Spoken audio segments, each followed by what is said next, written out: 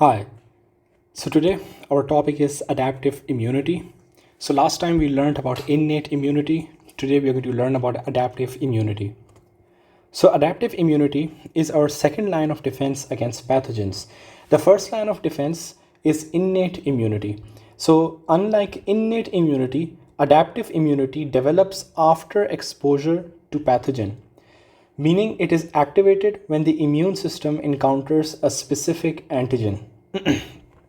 Another important feature is that adaptive immunity has a slower onset. It usually takes several days after infection for the full immune response to develop. However, the major advantage of adaptive immunity is its high antigen specificity, which allows the immune system to target pathogens very precisely. Adaptive immunity also generates immunologic memory, meaning that when the body encounters the same pathogen again, the immune response becomes faster and stronger. And this principle of forming memory, it forms the basis of vaccination, where exposure to harmless forms of antigen allows the immune system to develop memory without causing disease. Now let's look at the components of adaptive immunity. It consists of cells which are B lymphocytes and T lymphocytes. The B lymphocytes get activated and turn into plasma cells and secrete antibodies in large amounts, while the T lymphocytes assist the B lymphocytes with the secretion of antibodies, plus they also take part in what is known as cell-mediated immunity. One of the key features of adaptive immunity is high antigen specificity.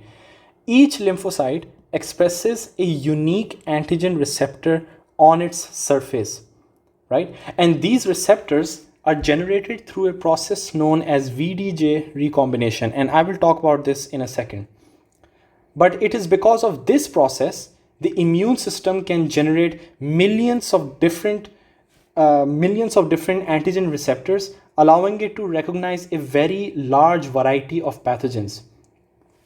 Another important feature is the immunologic memory. Like I said before, after the immune system encounters a pathogen once, it can respond much faster and much strongly upon re-exposure. So you see that we have a very huge diversity of antigen receptors that are specific to that antigen. But how do we even get these receptors in the first hand? The way we get these receptors is known by a process that I just said is VDJ recombination. Now imagine a pathogen enters the body, right? So let's say that this is a bacteria and it carries this specific antigen, okay, which is circular in shape. So among millions of lymphocytes in the body, only the lymphocytes whose receptor matches that antigen will bind to it. Okay, so let's say these are your lymphocytes, right? So these are your lymphocytes and they have receptors on them. Let's say this is triangular in shape, this is cuboidal in shape, this is circular in shape, and let's say that this is just in any other shape. Okay, now which lymphocyte do you think will bind much more strongly to this specific antigen? Obviously the one that has at least a similar shape to it. So once this binding occurs, that lymphocyte becomes activated and triggers an immune response.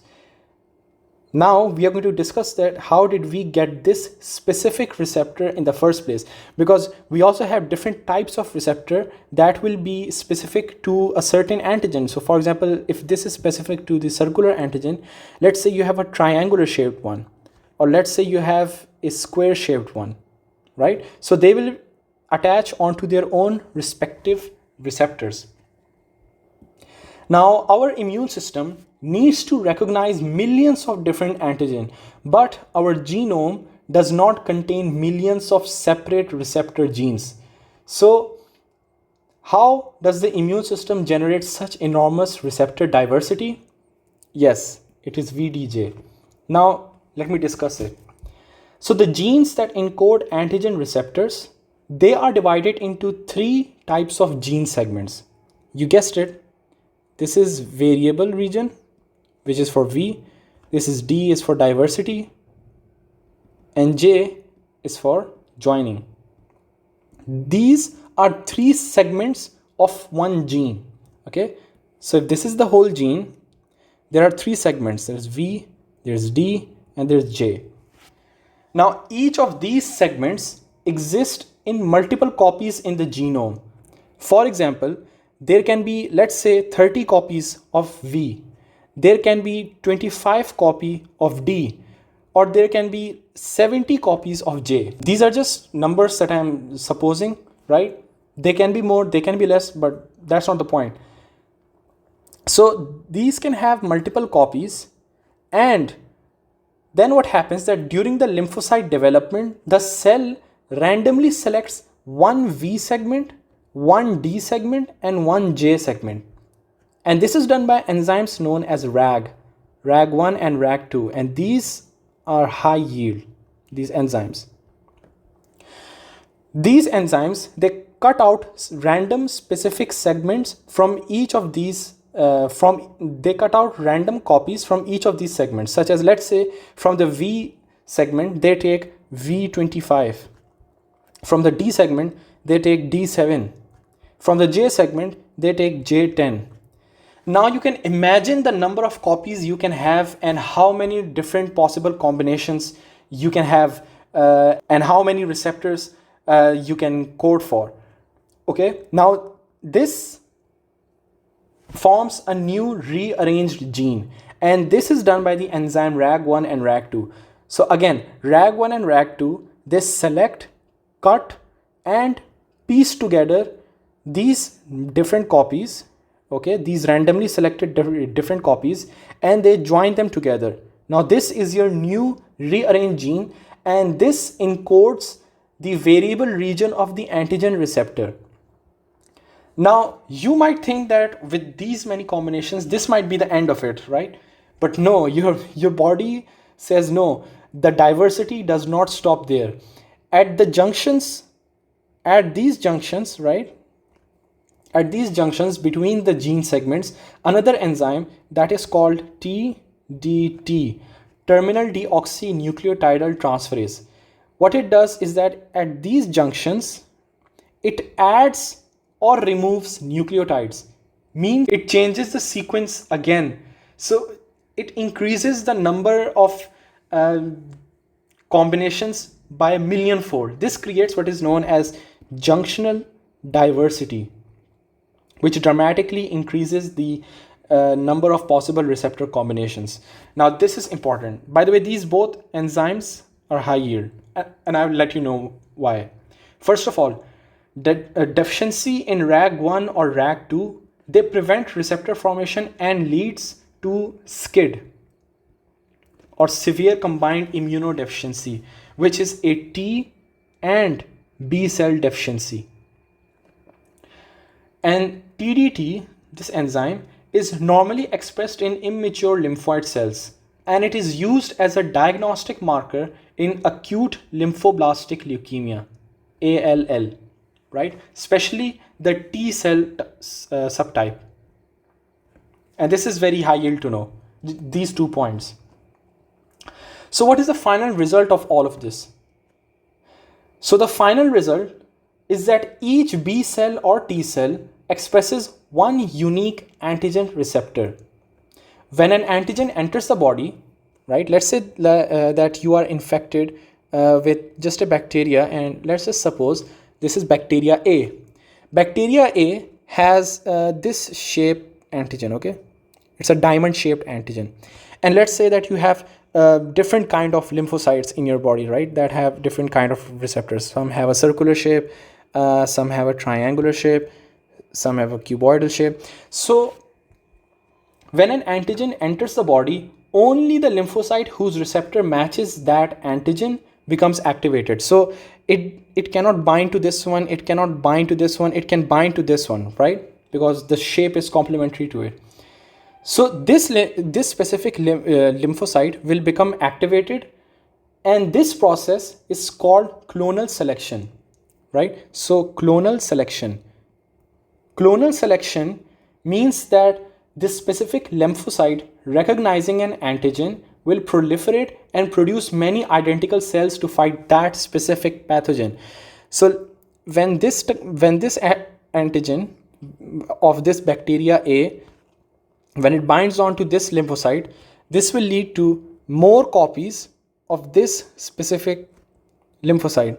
It will produce more copies of itself. And this ties in to the idea of immunologic memory. Because it makes more copies of itself, the next time this same bacteria invades you, you already have these memory cells that are prepared and they are ready to develop a very strong and powerful response against that specific bacteria. Now let's read through the slide. So VDJ recombination is the process by which we generate antigen receptor diversity. The antigen receptors are formed by recombining the gene segments, which are known as VDJ. These segments have multiple copies that exist in the genome. So randomly, one V, one D, and one J segment are selected.